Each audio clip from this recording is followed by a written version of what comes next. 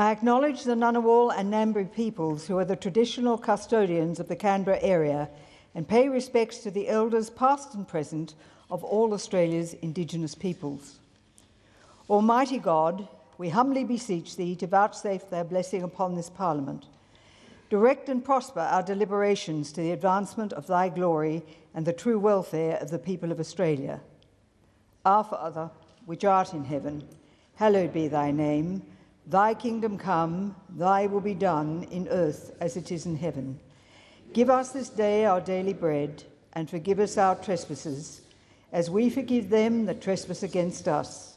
And lead us not into temptation, but deliver us from evil. For Thine is the kingdom, and the power, and the glory, for ever and ever. Amen.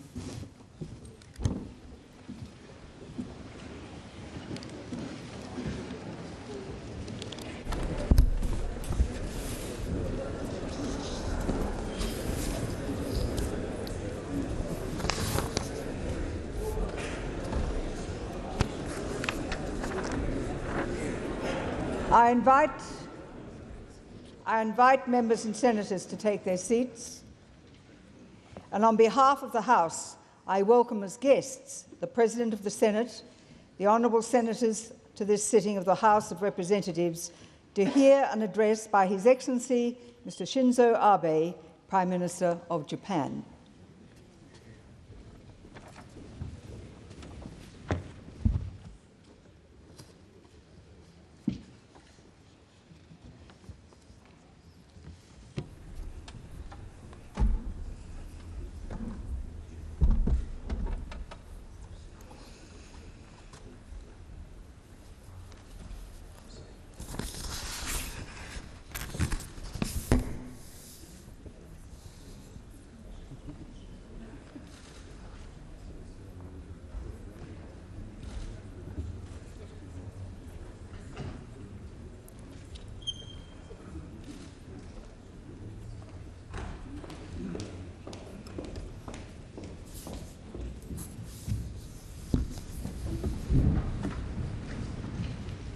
Honourable members, honourable senators, the Prime Minister of Japan.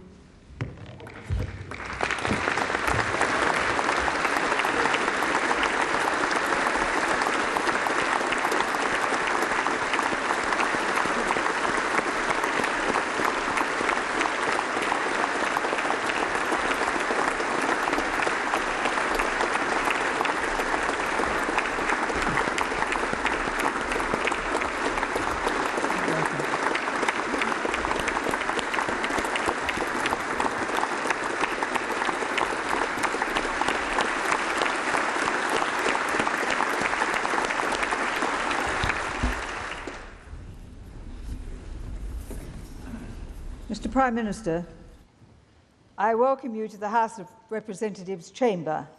Your address today is a significant occasion in the history of this House. I now call on the Honourable the Prime Minister to welcome Prime Minister Abe. Madam Speaker, Mr. President, on this historic occasion, today we welcome to this Parliament a great friend of Australia, the Prime Minister of Japan, Shinzo Abe. Leaders from the United States, China, the United Kingdom, Canada, Indonesia and New Zealand have addressed both houses of this Australian Parliament. So it is fitting that we should now hear from the Prime Minister of Japan in recognition of our special relationship, built on shared interests and common values: democracy, human rights, the rule of law, more open markets and freer trade. Madam Speaker, during one of our Parliament's early debates, Prime Minister Deakin noted the high ability, inexhaustible energy and endurance of the Japanese people that, he said, made them such competitors. At some times it's true, Australians have not felt as kindly towards Japan as we now do, but we have never, ever underestimated the quality and the capacity of the Japanese people. Even at the height of World War II, Australia gave the Japanese submariners killed in the attack on Sydney full military honours. Admiral Muirhead Gould said of them, "Theirs was a courage which is not the property or the tradition or the heritage of any one nation, but was patriotism of a very high order." We admired the skill and the sense of honour that they brought to their task, although we disagreed with what they did. Perhaps we grasped even then that with a change of heart, the fiercest of opponents could be the best of friends. Because just 12 years after World War II, Japan's Prime Minister Kishi, Prime Minister Abe's grandfather, visited Australia and paid his respects to Australia's war dead at the War Memorial in Canberra, as you, Prime Minister, have done yourself today. Prime Minister Kishi also signed the Commerce Treaty between Australia and Japan, which helped to spawn the iron ore and coal industries that have done so much for both our countries. Prime Ministers Menzies and Kishi allowed history to be their teacher, not their master, and in so doing provided a lesson in magnanimity for all times and for all peoples. Madam Speaker, since 1957, Australian coal, iron ore and gas has powered Japan's prosperity, and Japanese cars, consumer goods and electronics have transformed Australians' lives. Australians are grateful. Australians are grateful for the Japanese trade and the Japanese investment that has helped to build our modern prosperity. Above all, we appreciate the mutual respect and trust that has underpinned the commercial relationship.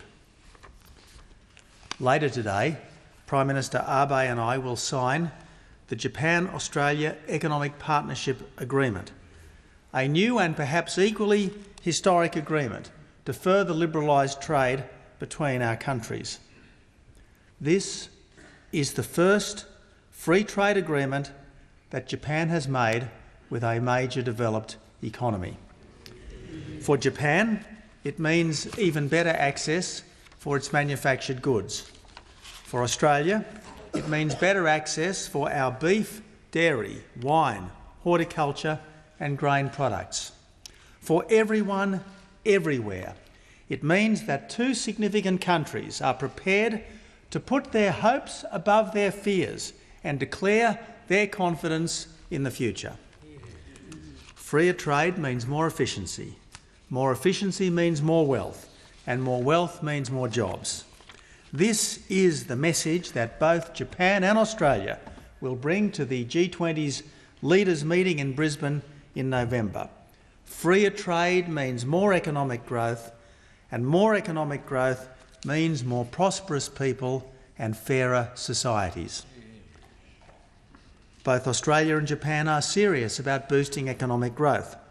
Australia through lower taxes, less regulation, and through shifting spending from short-term consumption to long-term investment. Japan, with the third arrow of Abenomics, through less regulated healthcare, greater female participation, openness to foreign investment, and better corporate governance.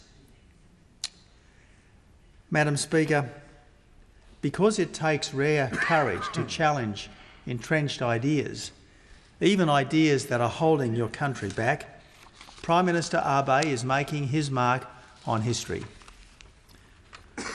Also on this visit, our two countries will conclude an agreement on the transfer of defence equipment and technology, similar to the agreements that Japan already has with the United States and the United Kingdom.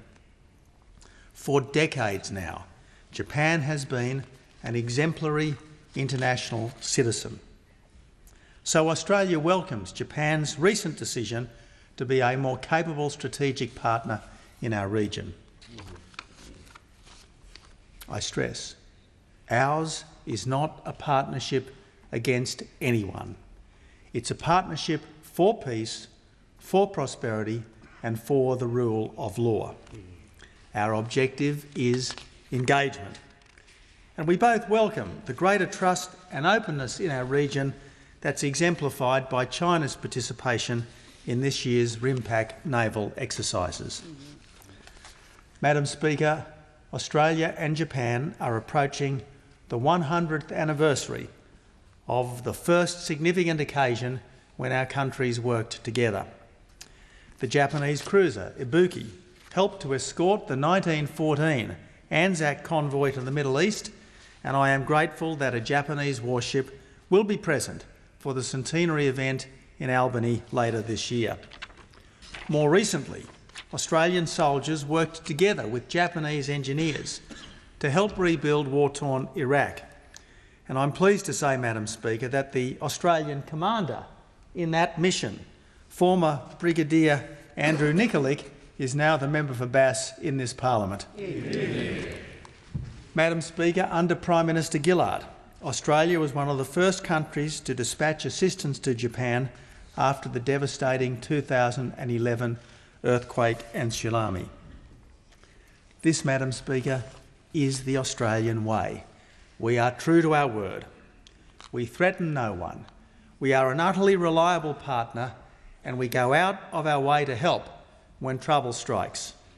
We helped Indonesia after the Indian Ocean tsunami, the Philippines after Typhoon Haiyan, and the search for Flight MH370, which saw Japanese, Korean and Chinese aviators operating together from an Australian base to try to solve the greatest mystery of our time. Madam Speaker, it was Prime Minister Chifley who spoke of a light on the hill to work for the betterment of mankind, not just here but wherever we can lend a helping hand. Australia is at the service of the wider world as an affordable energy superpower, as a plentiful supplier of good food, and as a safe place to get the best and most affordable education. We hope that all the countries of our region will look to us to provide the energy security, the resources security and the food security that all seek. Over the past 2 generations, Australian resources have helped to drive the economic miracles of Japan, of Korea and most spectacularly of all, of China. What's happened in Asia over the past 50 years is a transformation unparalleled in human history. Hundreds of millions of people have been lifted from poverty into the middle class. It is the greatest and swiftest advance in human welfare of all time. Great credit belongs to the people and the governments of Asia, but Australia is proud to have played our part. We should also be grateful to the United States for its work to guarantee the peace and stability that has made this progress possible. Now, Madam Speaker, the rest of the world has watched these marvels with awe and admiration. It's the reason these times have already been dubbed the Asian century. But we can't take a better future for granted. For all the opportunities we have, success still has to be earned. It would be a tragedy for everyone and a disaster for us were these achievements to be put at risk. And history teaches us that issues between nations should be resolved peacefully in accordance with international law, because the alternative is in no one's best long-term interests. The lesson of the last century is that the countries of our region will all advance together, or none of us will advance at all. Prime Minister Howard frequently said that Australia did not have to choose between our history and our geography. My version of this has been to say that you don't win new friends by losing old ones. This government is determined to improve all Australia's friendships by focusing on the things we have in common. Australia and Japan have forged one of the world's firmest friendships and most practical of partnerships but it wasn't always thus. Our partnership began from the ashes of the most destructive war in history because our peoples and our leaders have consistently refused to let the past blight the future. Every country's situation is different, of course, but what a compelling example our two nations have provided of what is possible when we are all our best selves. Madam Speaker, we are honoured to have Prime Minister Abe in our Parliament today, thrilled and honoured, and we all look forward to his address.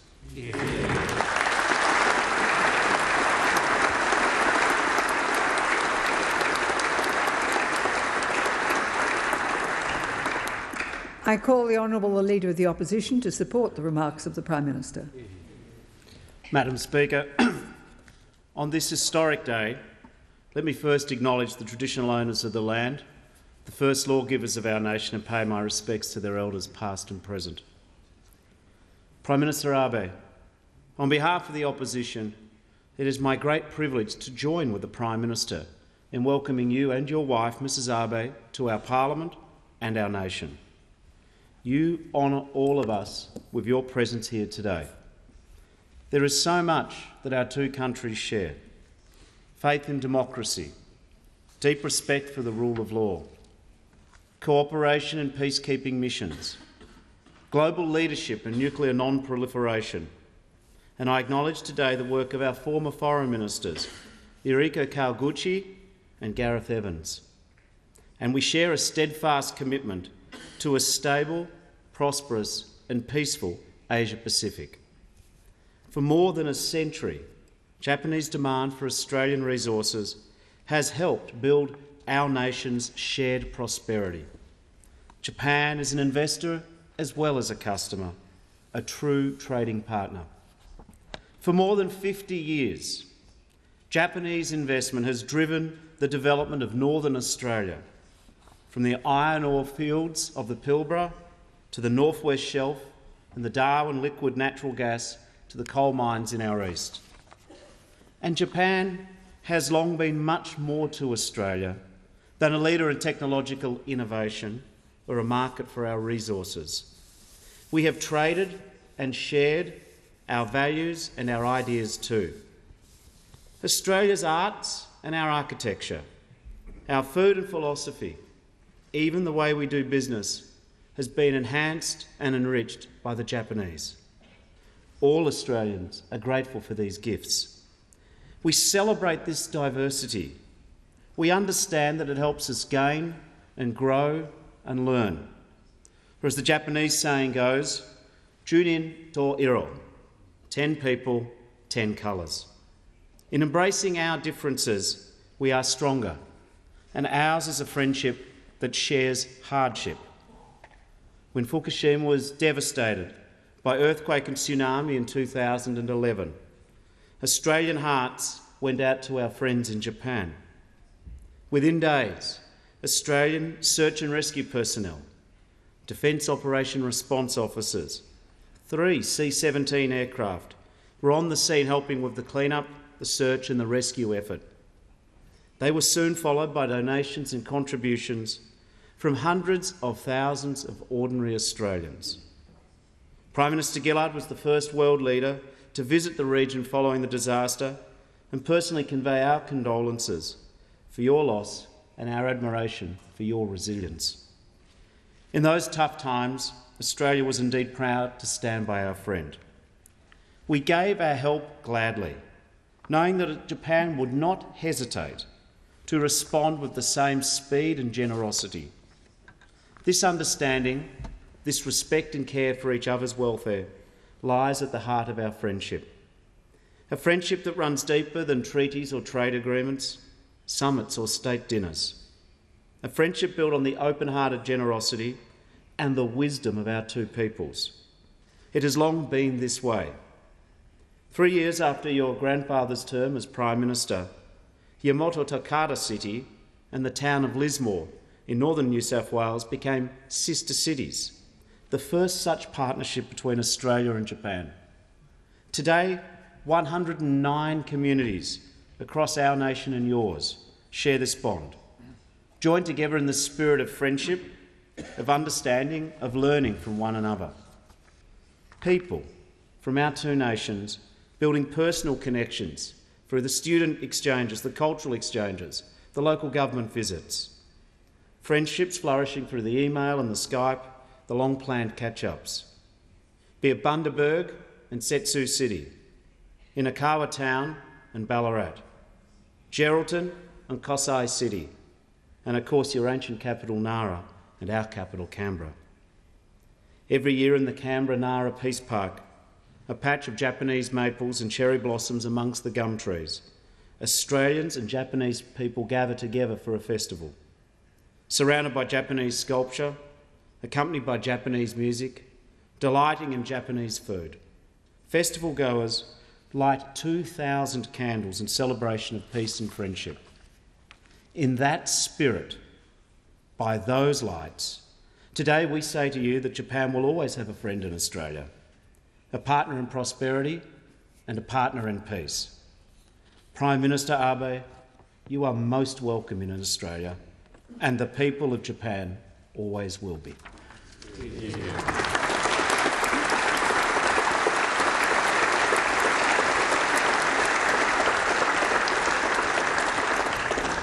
Prime Minister, it gives me great pleasure to invite you to address the House.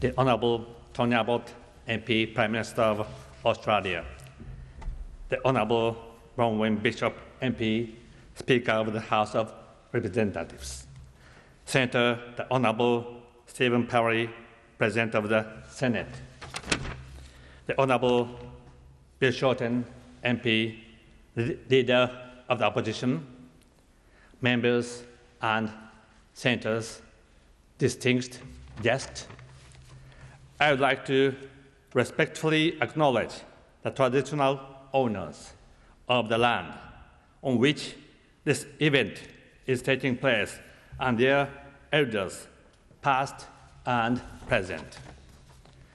Now, ladies and gentlemen, when we Japanese started out again after the Second World War, we thought long and hard over what had happened in the past and came to make a vow for peace with their whole hearts. We Japanese have followed the path until the present day. We will never let the horrors of the past centuries' history repeat themselves. This vow that Japan made after the war is still fully alive today. It will never change going forward. There's no question at all about this point. I stand here in the Australian Legislative Chamber to state this vow to you, solemnly and proudly. Our fathers and grandfathers lived in a time that saw Kokoda and Sandakan. How many young Australians with bright futures to come lost their lives? And for those who made it through the war, how much trauma did they feel even years and years later from these painful memories? I can find absolutely no words to say. I can only stay humble against the evils and horrors of history. May I most humbly speak for Japan and one on on behalf of the Japanese people here in sending my most sincere condolences towards the many souls who lost their lives. There is a story from 1968 that pulls at my heartstrings even now. Australia invited a Japanese woman to come here. Her name was Matsue Matsuo, and she was 83 years old. She accepted Australia's invitation and, in memory of her son, poured Japanese sake into Sydney Bay. Her son was on a small submarine that had sunk in Sydney Bay during an attack on Australia. The people of Australia kept his valor in memory. So many years and brought over the brave soldier's mother from Japan. This is so beautifully open-minded. Hostility to Japan must go. It is better to hope than always to remember. These are the words of Prime Minister Aoji Menzies when he restarted Australia-Japan ties after the war. Again, speaking both for Japan and for the Japanese people, I wish to state my great and wholehearted gratitude for the spirit of tolerance and for the friendship that Australia has shown to Japan.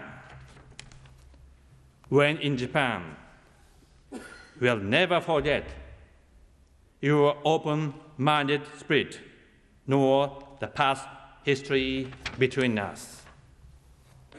Prime Minister Menzies was the first to welcome a Japanese Prime Minister to Australia after the war. That was 57 years ago.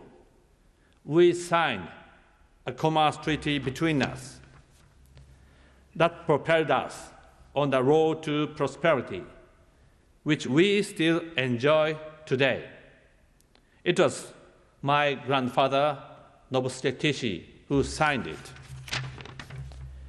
This was the start of Australian coal, iron ore, and natural gas coming into Japan. The second coming of Japan's industry after the war first became possible through the help of Australia, indispensable partner. Just as Prime Minister Menzies and my grandfather did, Prime Minister Tony Abbott and I hope to make a truly new base for our relations. This afternoon, Prime Minister Abbott and I will sign the Japan-Australia Economic Partnership Agreement. 7 years ago, when our talks on this EPA began, many asked if we would ever see this day. I think even many members of this honorable body felt the same way. Let us congratulate each other for the many efforts that brought us here today. The next step for us will be that TPP, after that RCEP, and then the EFTA. Let us work forward together, Australia and Japan, with no limit. Yes, we can do it. After all, when Prime Minister Malcolm Fraser and Japan's Prime Minister Masayoshi Ohira said that the creation of a Pacific community was a significant long-term objective. We built the cornerstone for APEC. That was no less than 34 years ago. Visions always come from a longitude of 135 degrees east, do they not? Of course, we are the ones who benefit by making markets that are broad, open, and free. Ladies and gentlemen, opening up Japan's economy and society is one of the major engines for my growth strategy. I'm now working to reform systems and norms that have not changed in many decades. Japan will grow by increasing its productivity while keeping good fiscal discipline. To do that, I will become like a drill bit myself, breaking through the vested interest and the norms that have deep roots. Reforms are now starting in the fields of agriculture, energy policy, and medicine. For the first time in decades, we also started to reform all norms in our labor regulations. Since the beginning, I have stressed that I want to make Japan a place where women shine. I have also said time and again that for non-Japanese with a can-do spirit and ability, Japan and Japanese society must be a beacon of hope. This EPA with Australia will be a great catalyst to spark further changes as we open up Japan's economy. It will also give us a great push forward as we work towards the TPP.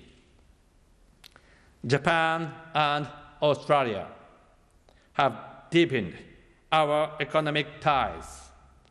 We will now join up in a scrum, just like in rugby, to nurture our regional and world order and to safeguard peace.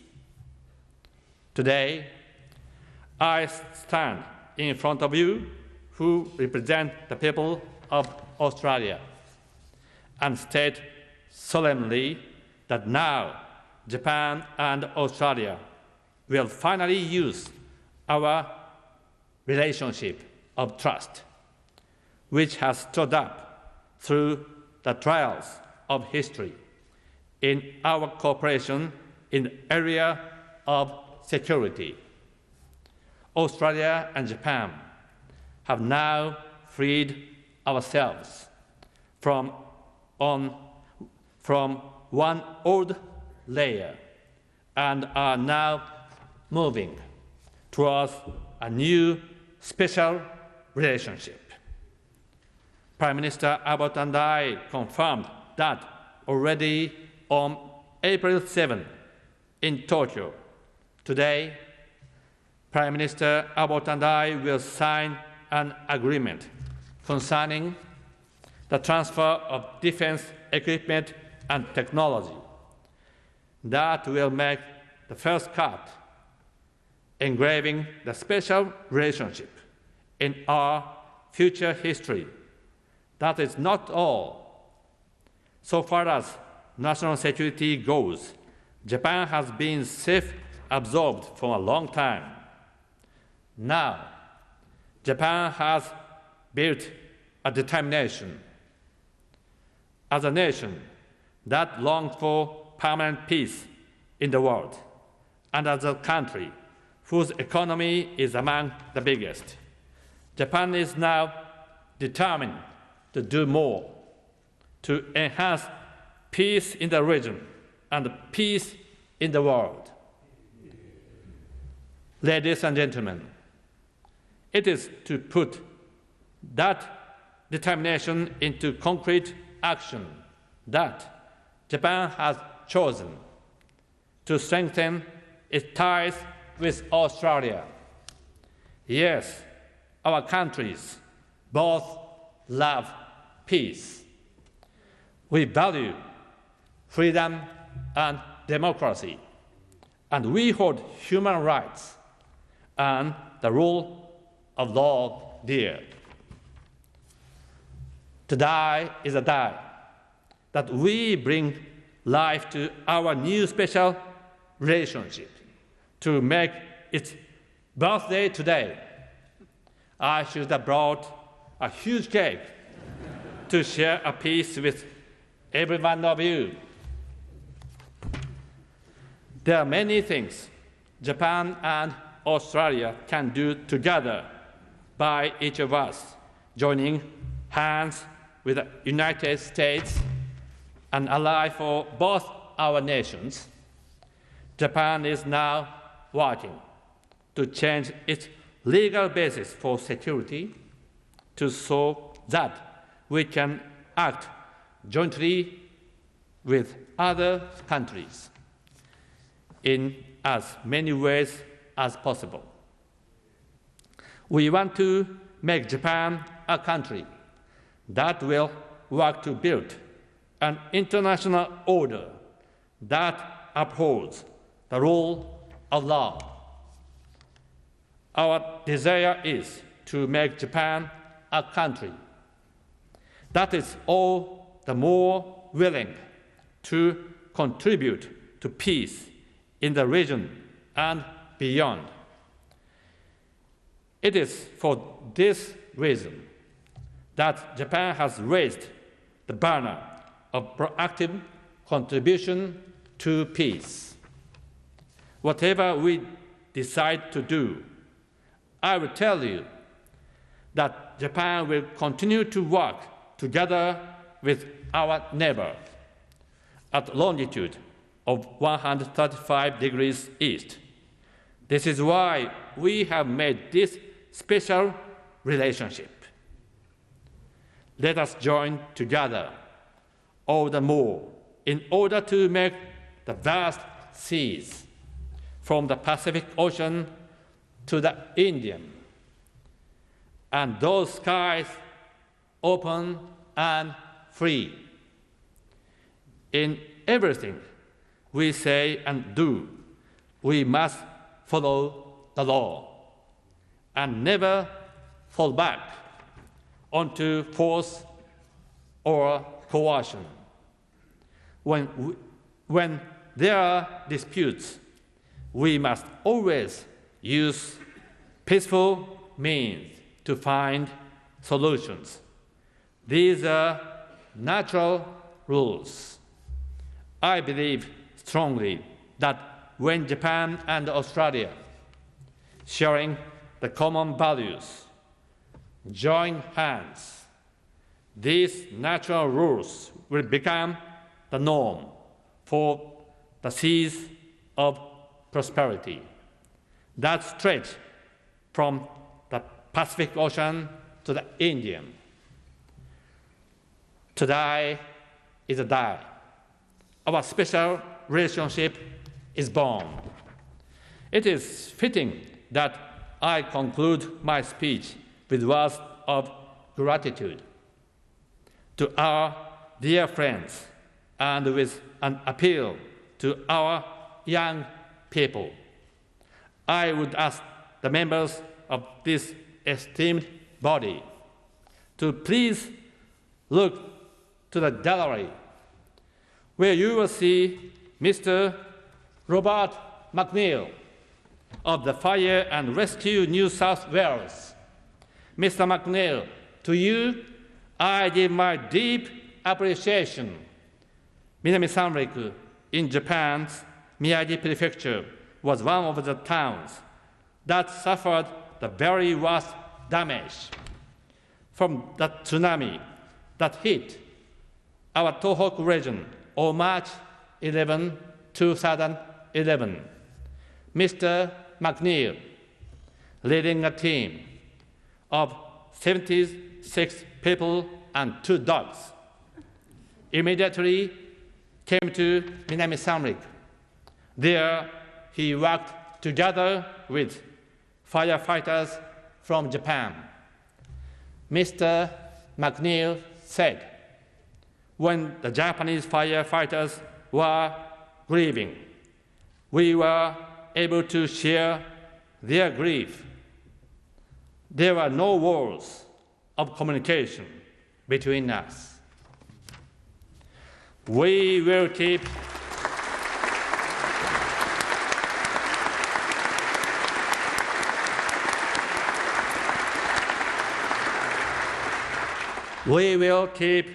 his words in our hearts warmly forever.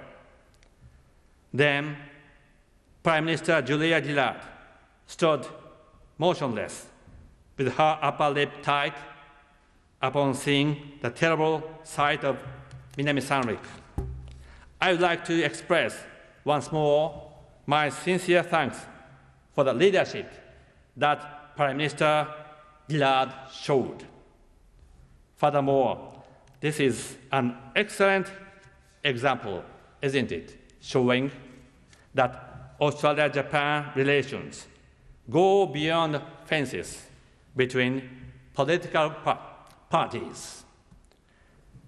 Andrew Southcott, Michael Danby, Gary Gray, and of course, Andrew Robb are some of many who have advanced exchanges with Japanese Diet members, which will become more and more important.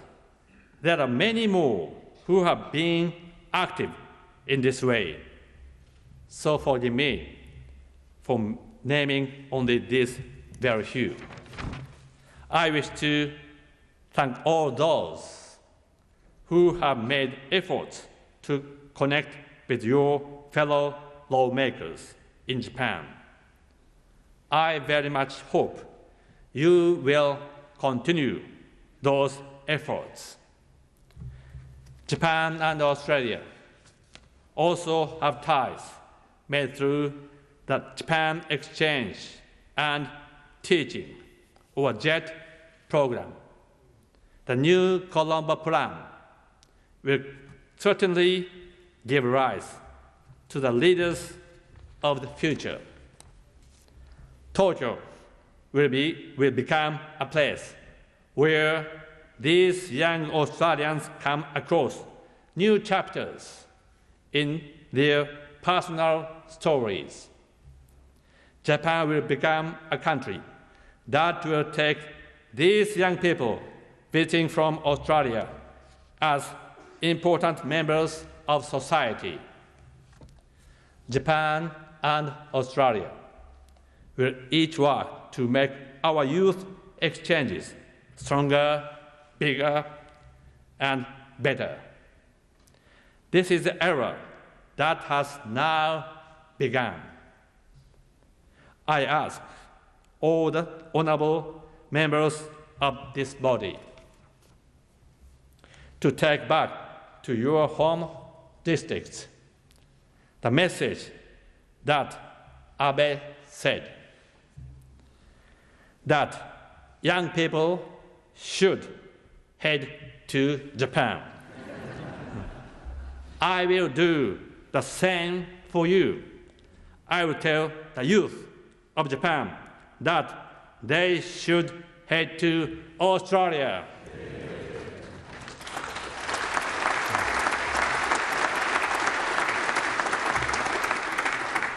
In 2020, Tokyo will once again host the Olympic and Paralympic Games.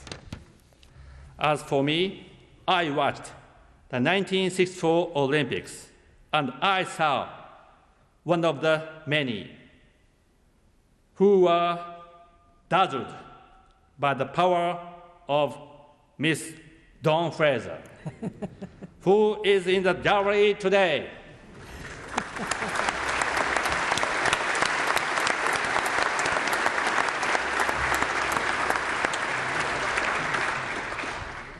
Miss Fraser, to me, you are Australia. Thank you very much for coming here today. What spirited athletes will you send to Tokyo in 6 years? We all look forward to seeing that. Miss Fraser Dawn, I hope we see you in good shape in Tokyo once more in 2020. I hope very much that you bring forth a new dawn to Japan and a new dawn to the future of Australia-Japan relations. Thank you very much.